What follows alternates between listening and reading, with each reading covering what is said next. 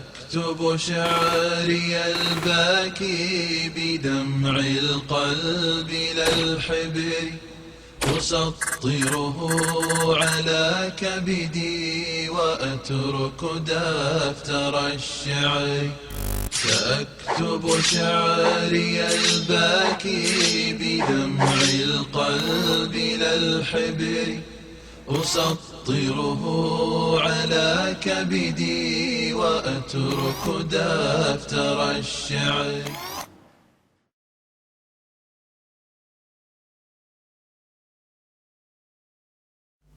أعوذ بالله من الشيطان الرجيم.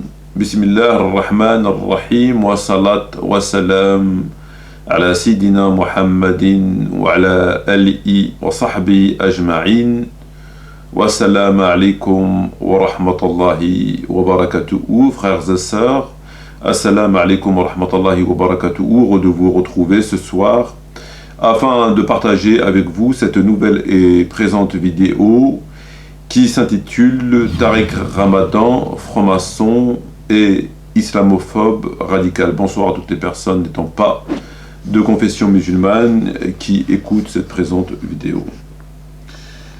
Alors, suite à la libération de l'otage français, Serge Lazarevic. Notre otage, Serge Lazarevic, notre dernier otage, est libre. Que les Français prennent bien conscience que ces questions d'otages sont extrêmement douloureuses, mais que maintenant, nous n'avons plus aucun otage dans aucun pays du monde et nous ne devrons plus en avoir. Libération qui a fait la une des médias télévisés et de la presse écrite, en tout cas ici en France. Tariq Ramadan a réagi à cette libération. Il a réagi à cette libération puisqu'il a rédigé un texte, notamment sur sa page Face, dans lequel il écrit, et je le cite, qu'il est envahi par un profond sentiment de malaise. Tariq Ramadan est envahi par un profond sentiment de malaise suite à la libération de cet otage. Alors, pourquoi Tariq Ramadan est envahi par un profond sentiment de malaise? Puisque là aussi, il nous l'explique, il nous dit que cet otage a été libéré en contrepartie non seulement d'une rançon, mais aussi de la libération de terroristes islamistes musulmans. De terroristes islamistes musulmans, mais surtout que l'un d'entre eux est un criminel. Un criminel pourquoi? Puisque il a tué, ou il aurait tué, un de ses gardes en prison. Il aurait tué un maton qui le surveillait en prison. Ce maton aurait été assassiné, aurait été tué par un des islamistes qui a été libéré. Et c'est ce qui provoque, c'est ce qui a engendré ce profond sentiment de malaise de Tariq Ramadan.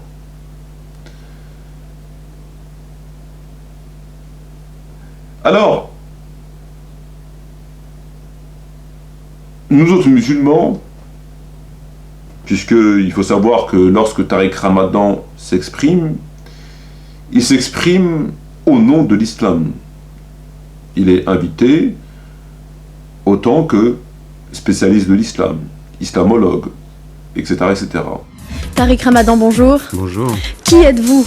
Intellectuel, universitaire de nationalité suisse, professeur à Oxford. Vous êtes aussi consultant dans diverses commissions attachées au Parlement de Bruxelles. Vous le connaissez, hein, il est professeur d'islamologie à l'université d'Oxford. Il est membre d'un groupe de réflexion fondé par Tony Blair en personne, hein, sur la place de l'islamisme au Royaume-Uni. Hein, ça vous pose son nom. Tariq Ramadan, vous êtes islamologue, professeur d'études islamiques contemporaines à l'université d'Oxford.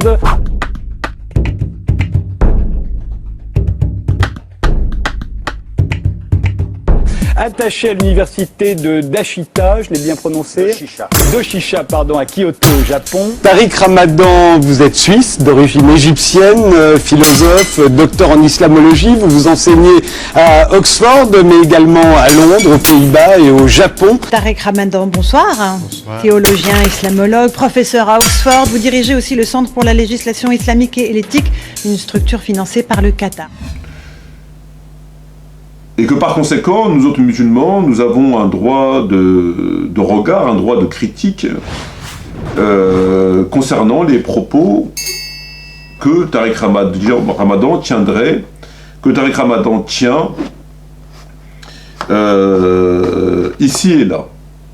Ici et là. Il est bien évident que si il intervenait autant que, je ne sais pas, homme politique, socialiste, communiste, etc., etc., il serait parfaitement inutile de réagir à ces propos. Néanmoins, il intervient, comme nous le savons tous, au nom de l'islam. Donc, quelque part, qu'on le veuille ou pas, il est présenté comme étant la personne qui parle pour nous. Comme étant la personne qui parle pour nous. Il dit aux médias, il dit à qui il veut bien entendre, ce que l'islam pense, ce que l'islam dit sur tel et tel sujet, en l'occurrence sur la question des otages et de la libération de ces islamistes terroristes. Alors, que doit-on penser des propos de Tariq Ramadan ? À la lecture du Coran, à la lecture de la Sunna, que doit-on penser, une fois encore, des propos de Tariq Ramadan ? Alors, ce que nous allons faire, frères et sœurs, c'est que la première chose étant d'écouter précisément ce qu'il a dit lors de son intervention sur la chaîne LCI. Donc, écoutons déjà l'extrait de l'intervention de Tariq Ramadan sur la chaîne LCI et on se retrouve immédiatement ensuite, Inch'Allah, pour la commenter. Donc, écoutons Tariq Ramadan. Vous êtes en ligne avec Tariq Ramadan, bonjour. Bonjour. Vous êtes professeur d'études islamiques contemporaines à l'université d'Oxford. Vous publiez vendredi, votre livre, il sort cette semaine, de l'islam et des musulmans aux éditions Presse du Châtelet. Vous serez d'ailleurs en direct sur LCI vendredi matin chez Audrey Crespo-Mara. Ce matin, vous avez posté sur votre site Facebook une réaction à la libération de Serge Lazarevitch et vous dites que vous êtes envahi par un profond sentiment de malaise. Est-ce que vous pouvez nous expliquer pourquoi ? Plusieurs jours en Afrique, les gens parlent et que c'est arrivé extrêmement haut au niveau des officiels, que 4 personnes vont être libérées, dont l'un d'entre eux est un assassin. Et en l'occurrence, on le libère, on l'accepte, c'est une sorte de négociation. Et puis, quand même, le frère de celui qui a été tué, il a raison de poser la question, comme il l'a fait hier soir, un peu révolté.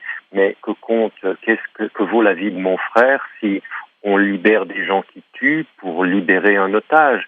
Et donc, en l'occurrence, si la rançon est moins moralement condamnable, le fait de libérer des meurtriers est une chose qu'on n'accepterait nulle part dans une société démocratique. Donc, c'est un malaise quand même. Alors, nous avons écouté les propos de Tariq Ramadan. Ce dernier nous dit ce que je vous ai dit précédemment, à savoir qu'il a été envahi par un profond sentiment de malaise, puisque, concernant la contrepartie de la rançon, il considère, Tariq Ramadan, que moralement, c'est pas très grave. Moralement, c'est pas très grave.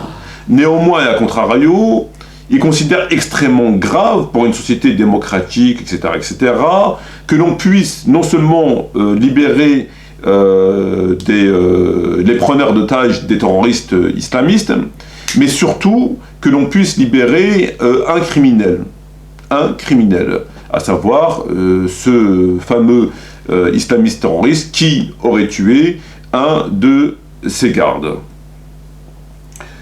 Donc il considère que c'est extrêmement grave et c'est la raison pour laquelle il a rédigé un texte nous disant qu'il a été pris par un fort sentiment, un profond sentiment de malaise, etc., etc., etc. Très bien. Alors, que peut-on penser des propos de Tariq Ramadan ? Alors, bien évidemment, frères et sœurs, je ne suis pas là pour donner mon point de vue à moi personnellement. Je ne donne pas le point de vue de Maître Mathim Amar, je donne le point de vue de l'islam concernant cette question, en apportant des éléments tangibles, irréfutables, concernant cette question.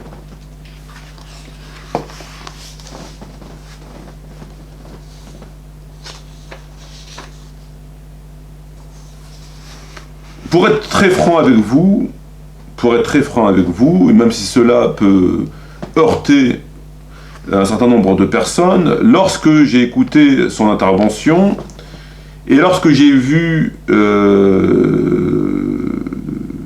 que soudainement il a été invité par un grand nombre de médias. Il est passé sur LCI, me semble-t-il peut-être BFM, Radio Monte Carlo, Arabelle, Le Grand Journal, Radio Shalom.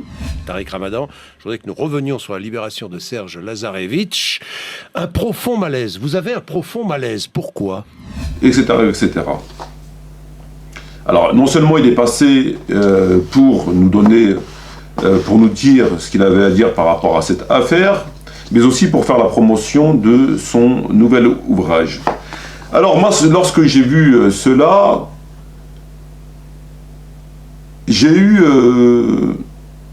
comme l'impression qu'on avait affaire, et excusez-moi l'expression, mais je vous le dis comme je le pense, à une prostituée qui faisait le trottoir.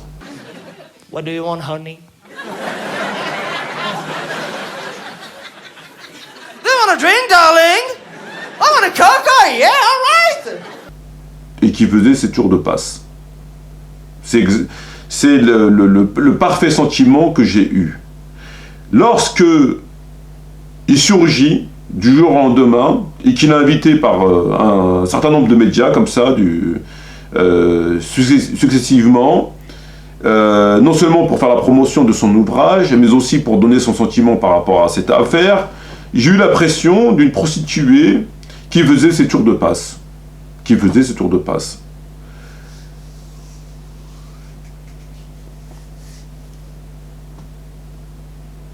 Il est bien évident, frères et sœurs, et nous le savons tous, que penser des médias et des médias français. On connaît tous leur fonctionnement. Et si une fois de plus Tariq Ramadan a été invité, ce n'est sûrement pas pour dire la vérité. Et si on fait la promotion de son ouvrage, c'est qu'on a la certitude que son ouvrage va dans le sens des intérêts des ennemis de la religion. C'est une évidence. C'est une évidence. Ainsi,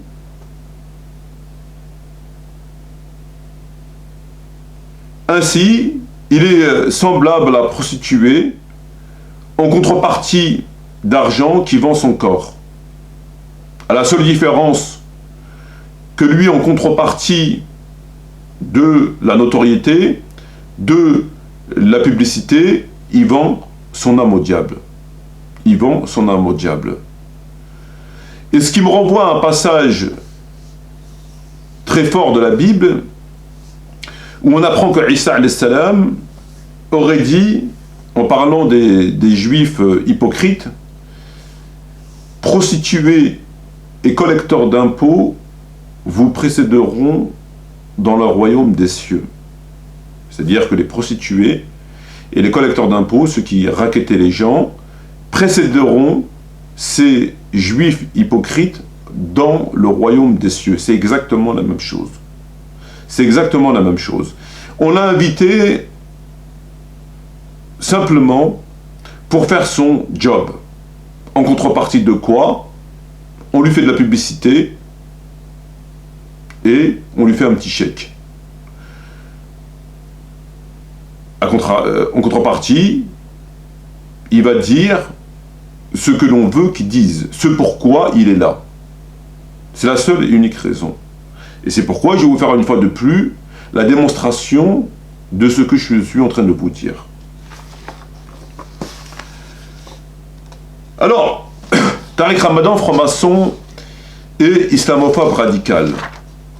Franc-maçon parce que, comme nous l'avons dit et redit à plusieurs reprises, ce dernier est bel et bien un franc-maçon. Ça a été dénoncé par 2 ouvrages écrits par des non-musulmans. Le premier étant intitulé « Les frères musulmans », écrit par Xavier Ternisier, édition plurielle, pages 231 et 232. Et le deuxième écrit intitulé « Tariq Ramadan dévoilé », Lionel Favreau, Lyon Mag, hors série, page 164.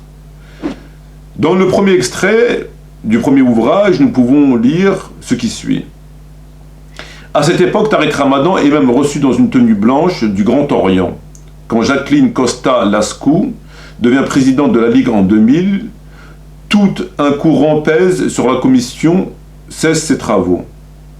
Elle migrera à la Ligue des droits de l'homme sous l'impulsion de son président Michel Tubiana. Le deuxième extrait nous dit ce qui suit.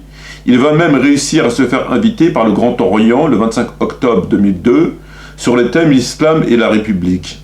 Ce qui va choquer certains francs-maçons. Du coup, la loge des imparfaits qui accueillera Ramadan va entourer cette réunion de la plus grande discrétion. Tariq Ramadan est un franc-maçon.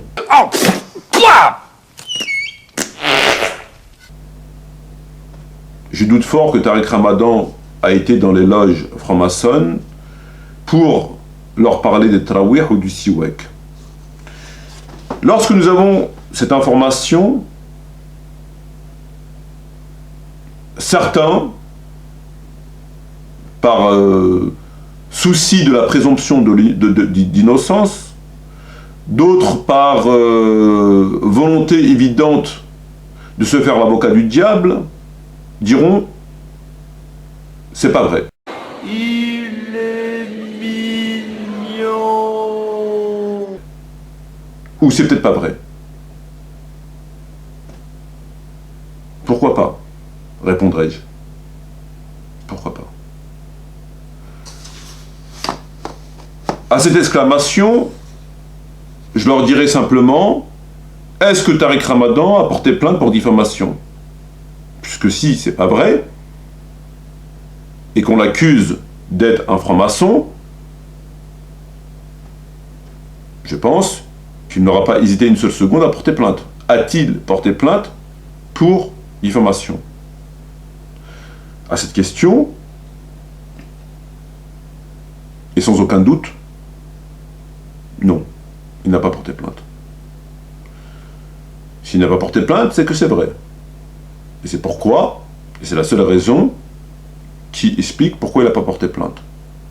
Ainsi, il est bien franc-maçon. Il est bien franc-maçon pour une raison évidente. La propagation de cet islam à travers ses différents ouvrages et ses différentes conférences. Quel est l'islam que Tariq Ramadan propage et qu'on ne cesse de dénoncer? À découvrir cet islam, on ne peut pas penser autre chose. Il est tout à fait impossible de penser qu'il n'est pas franc-maçon. Puisque, clairement, il fait un travail de destruction de l'islam évident. Évident. Et c'est ce qui explique, encore une fois, comment se fait-il que du jour au lendemain, on l'invite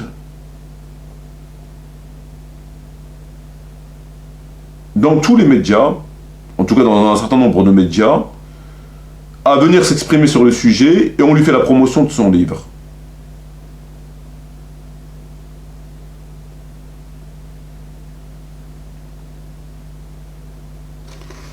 Parce que Tariq Ramadan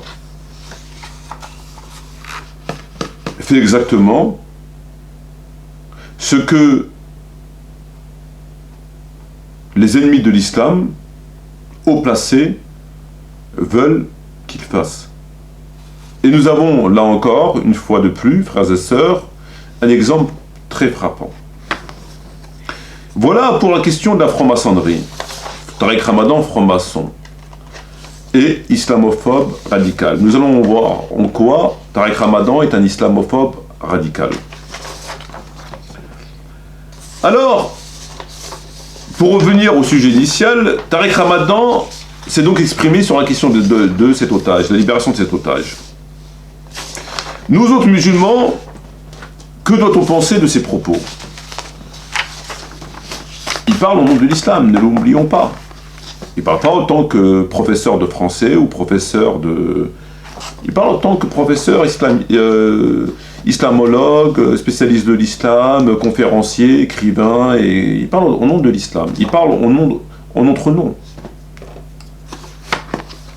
On va quand même pas le laisser dire tout et n'importe quoi en notre nom.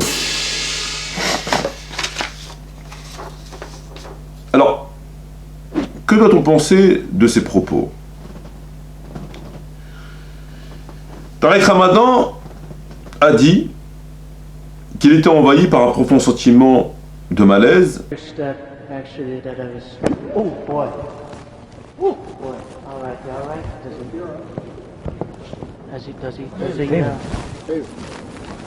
Puisque on a libéré, en contrepartie de la libération de l'otage, des terroristes, mais aussi et surtout un assassin qui a tué un gardien de prison. Nous autres musulmans, comment on doit se positionner par rapport à cela?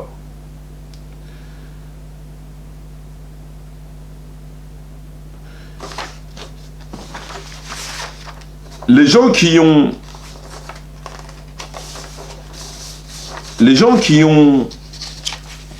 pris en otage cet homme ne l'ont pas fait comme ça pour du jour au lendemain, parce qu'ils étaient pris d'une envie de kidnapper une personne pour passer le temps, pour gagner des sous, pour... Les gens qui ont fait ça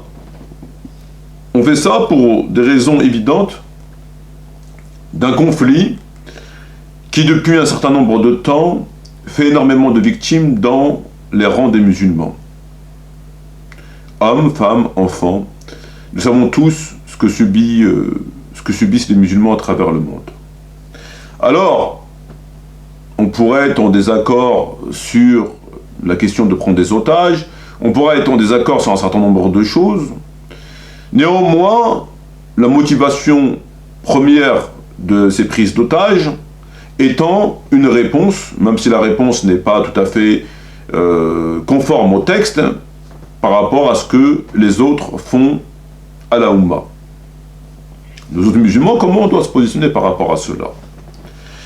Tariq Ramadan est envahi par un profond sentiment, il est révolté. Il est révolté qu'on puisse libérer des terroristes et de surcroît un criminel qui a tué un gardien de prison. Pour un rappel des faits, il a tenu des propos similaires en rapport avec Ben Laden, rahimahullah, puisqu'il a écrit ce qui suit. Si Ben Laden et ses partisans, il faut qu'ils répondent de ses actes. Si c'est Ben Laden et ses partisans qui ont commis les attentats, Tariq Ramadan nous dit il faut qu'ils répondent de leurs actes.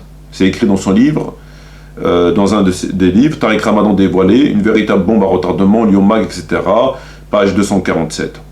Donc pour Tariq Ramadan, ce dernier nous dit que si c'est Ben Laden qui a commis les attentats du 11 septembre, il faut que Ben Laden réponde de ses actes. Et dans un certain nombre de ses ouvrages, il nous dit qu'il faut qu'il regrette qu'on ait tué Ben Laden, qu'il aurait préféré qu'il soit jugé et le cas échéant condamné.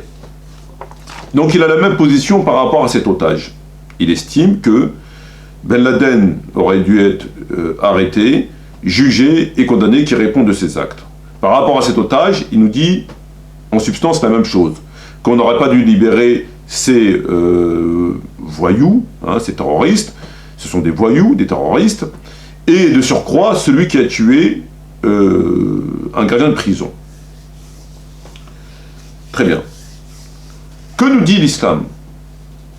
Que nous dit l'islam? L'islam nous dit, premièrement, que on ne tue pas un musulman pour un non-musulman. On ne tue pas un musulman pour un non-musulman. Nous avons différents textes dans différents ouvrages de sources. Je vais vous en citer un qui est extrait du livre de Sahih de l'imam al-Bukhari et qui parle de ce que je viens de vous dire.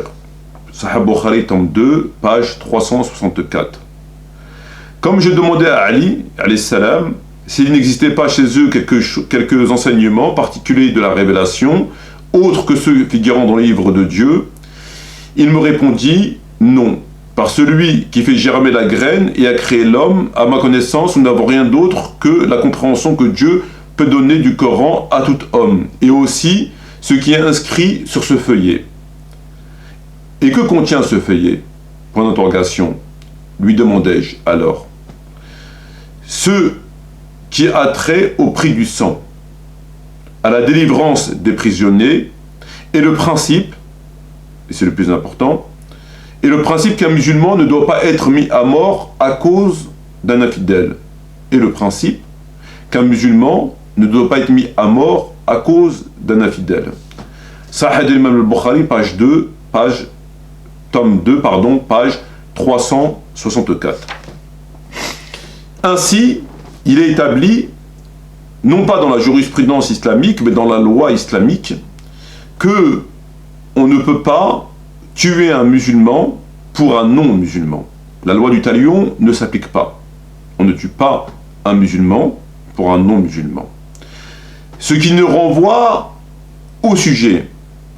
On n'extrade pas un musulman chez les non-musulmans pour qu'il soit jugé.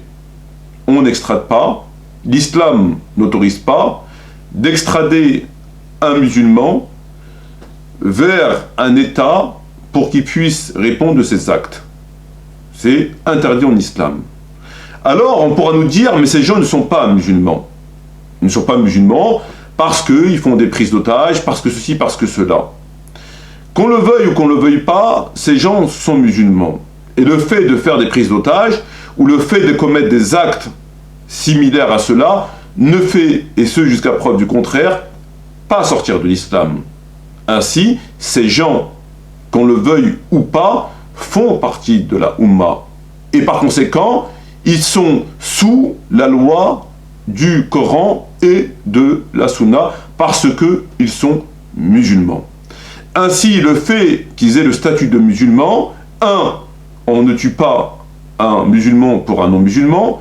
2. On n'extrade pas un musulman vers des non-musulmans pour qu'ils soient jugés de délits ou de crimes.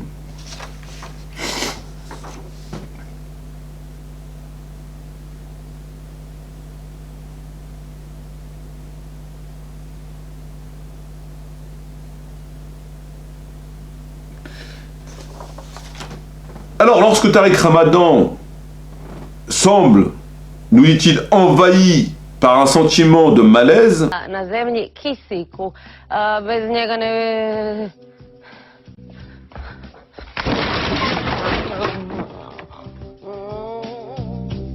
parce que on a libéré des terroristes islamistes, comprenez par là des musulmans, parce que l'un d'entre eux aurait tué un non-musulman qui le gardait, il est dans l'hérésie la plus totale. Il est dans l'hérésie la plus totale.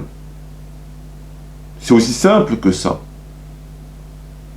Ces propos sont de la mécréance évidente. il considère, comme il l'a fait pour Ben Laden, que les kuffars peuvent punir un musulman pour des actes que ces derniers ont fait et qui tombent sous le coup de la loi américaine, française, etc. Il n'en a, pour être vulgaire, rien à foutre. J'en ai rien à foutre, mon gros. Du Coran, rien à foutre de la Sunna. Il se place du côté des kuffars et il juge selon la loi des kuffars. Ce que dit le Coran, ce que dit la Sunna, il n'en a absolument aucune considération. Il a le même regard qu'un kafir par rapport à ce sujet. Il faut livrer ces gens à des États non musulmans pour qu'ils puissent répondre de leurs actes. C'est la position d'un non-musulman. Ce qui est extrêmement... Enfin, c'est dans la continuité avec son job. Avec son job.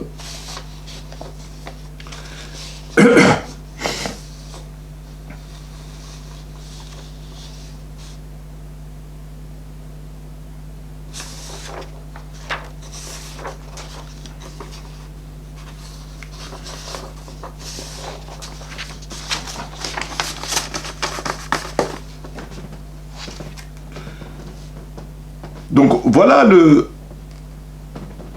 ce fameux personnage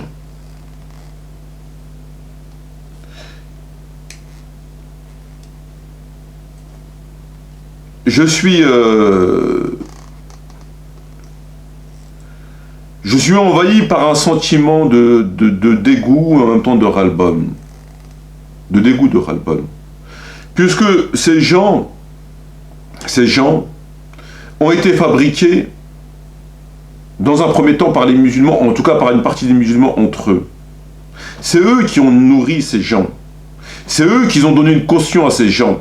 Que ce soit lui, que ce soit Hassan Hussein, que ce soit l'UIF, ce sont une partie des musulmans. Ce sont eux les premiers responsables de cela. Et aujourd'hui, on ne trouve plus personne. Il n'y a plus personne pour contrecarrer, pour dénoncer ces gens. Et avec l'aide des médias, cette conspiration, on fait ces mascarades. Voilà, on a envie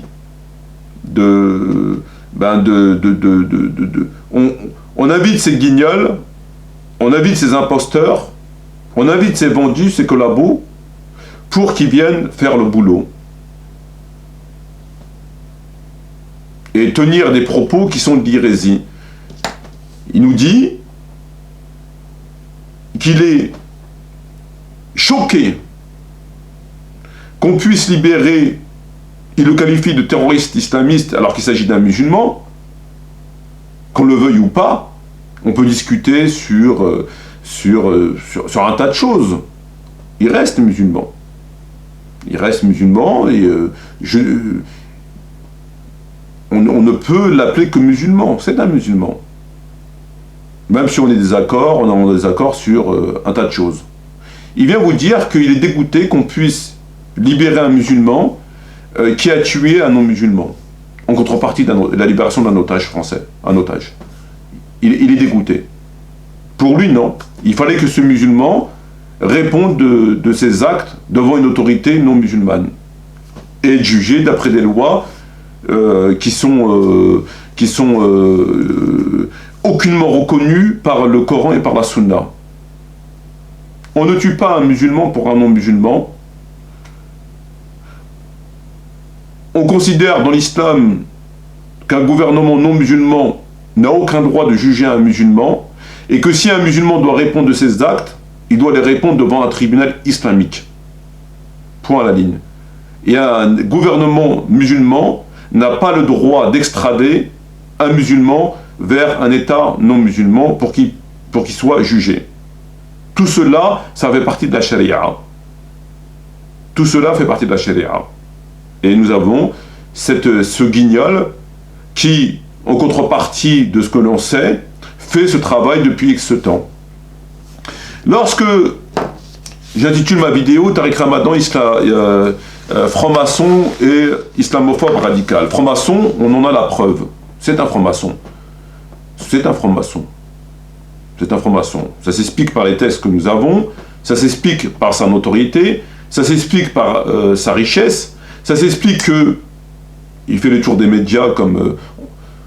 je veux dire, quand on voit le traitement qui a été fait à Dieudonné pour ce que l'on sait, et que lui, il fait le tour des médias comme il avait fait l'autre pantin Hassan Chlagoumi, on comprend immédiatement que si cette personne avait ne serait-ce qu'un atome de conformité par rapport à la religion, et qui pouvait, le cas échéant, tenir des propos qui n'allaient pas dans le sens de la franc-maçonnerie et de ce système-là, sioniste, etc., il est bien évident que s'il y avait la moindre suspicion par rapport à lui, il aurait été mis sur la touche. Ça me semble tout à fait évident.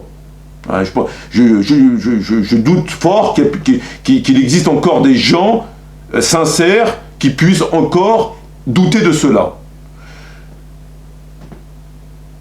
Et lorsque je vous parle de... donc c'est un franc-maçon, et lorsque je vous parle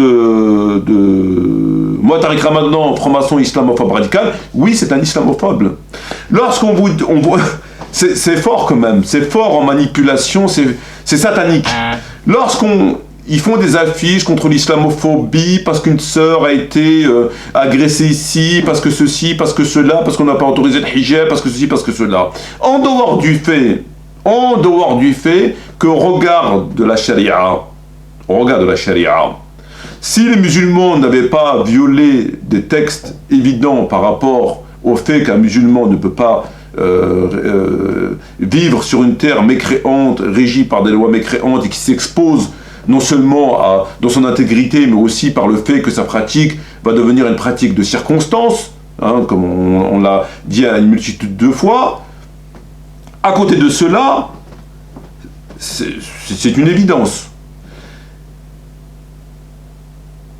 On vient se plaindre et ça peut se comprendre, qu'une sœur a été insultée, etc., etc. Des actes islamophobes, parce qu'ils n'aiment pas l'islam. Bon, ils n'aiment pas l'islam. Aujourd'hui, les musulmans attendent que les koufars les aiment. C'est de demander à Shaitan d'être aimé. Bon, c'est du délire. On est chez les dingues. On est carrément chez les dingues. Mais c'est pas grave. On vous montre du doigt la petite vieille qui critique l'islam, on vous montre Marine Le Pen qui critique l'islam, on vous montre un tel qui n'aime pas l'islam. Bon. C'est leur droit. On va pas leur imposer d'aimer l'islam. Ils sont chez eux, c'est leur droit de ne pas aimer l'islam. Alors on les qualifie d'islamophobes. Mais qui sont les véritables islamophobes? Ce sont des gens comme lui, comme Tariq Ramadan, comme les autres. Ce sont eux les véritables islamophobes.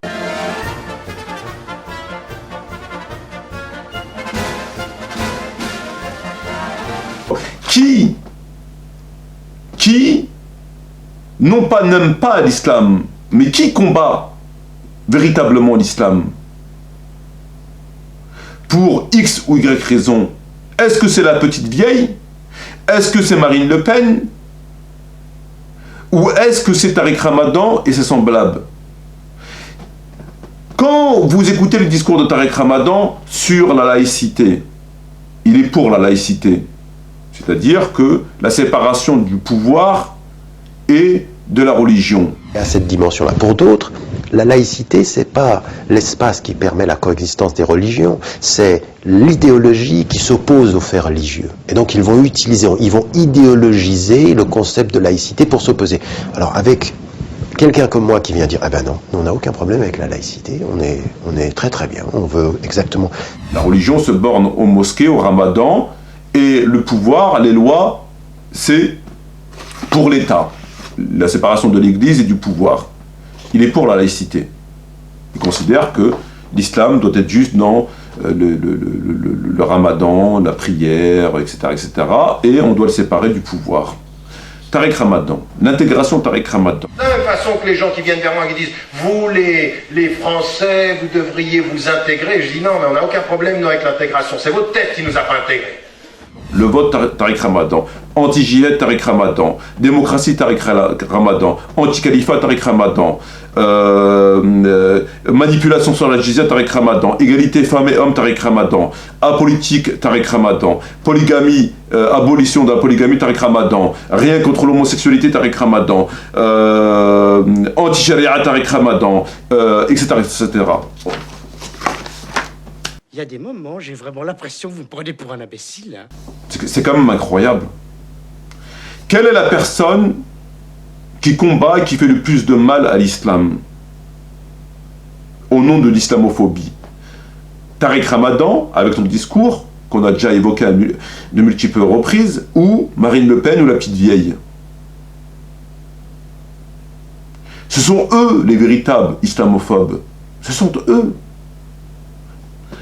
La seule différence, que Tariq Ramadan ne va pas agresser une sans hijab dans la rue, ne va pas critiquer les prières de rue, mais ils font pire que ça. Ils font pire que ça. Ils détruisent l'islam de l'intérieur. Le premier problème, c'est là. C'est là, c'est dans votre tête et dans votre cœur. Parce que le cœur n'a pas confiance et que la tête n'a pas suffisamment réfléchi aux enjeux et aux perspectives. Ils détruisent l'islam de l'intérieur. C'est diabolique. C'est diabolique. Lorsque vous analysez le discours de Tariq Ramadan, il détruit l'islam de l'intérieur. Et c'est pour ça que il est véritablement un islamophobe. Mais un islamophobe qui n'a pas le même visage que les autres, qui n'a pas les mêmes armes, qui n'a pas la même... Mais il est contre l'islam, il est contre le véritable islam. Il est contre le véritable islam. C'est quand même fort. Alors,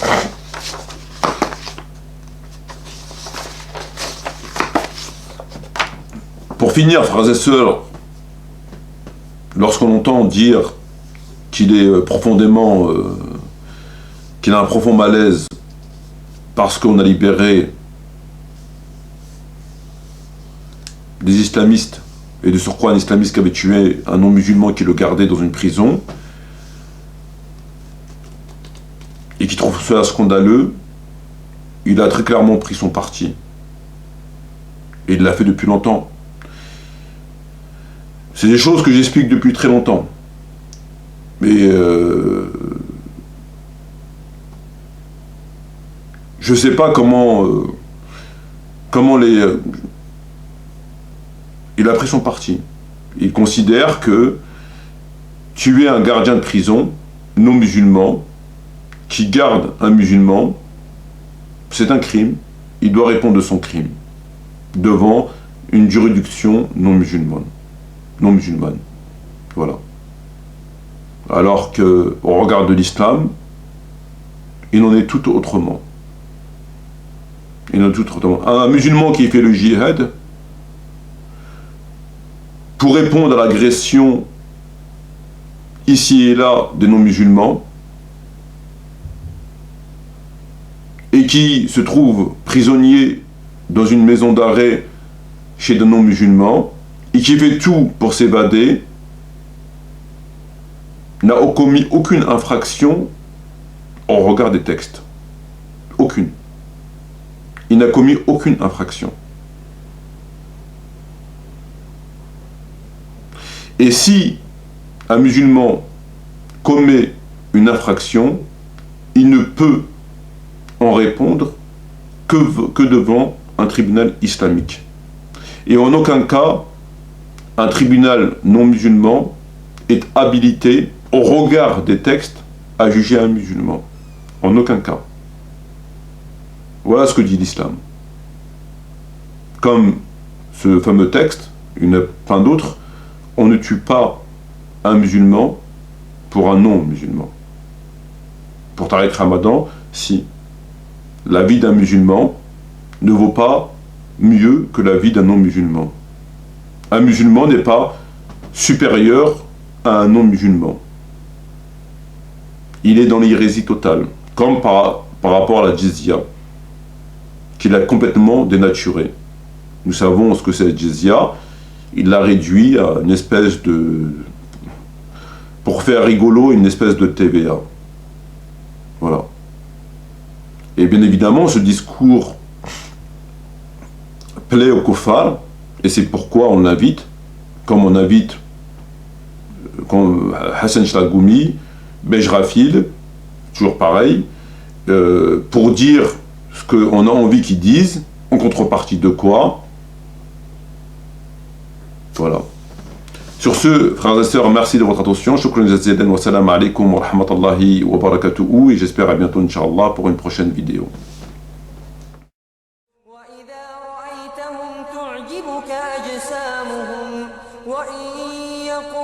تسمع لقولهم كأنهم خشب مسندة يحسبون كل صيحة عليهم هم العدو فاحذرهم قاتلهم الله أنى يؤفكون. Et quand tu les vois, leur corps t'émerveille. Et s'ils parlent, tu écoutes leurs paroles.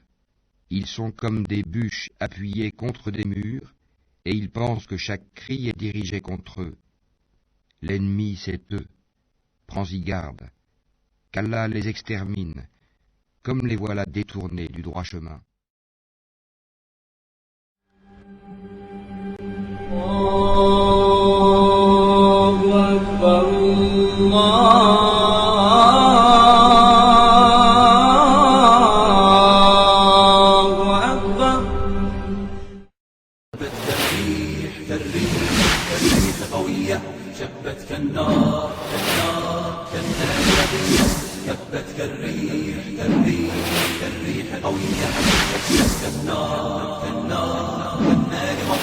سارت بالعزم فتية طارت كالصقر أبية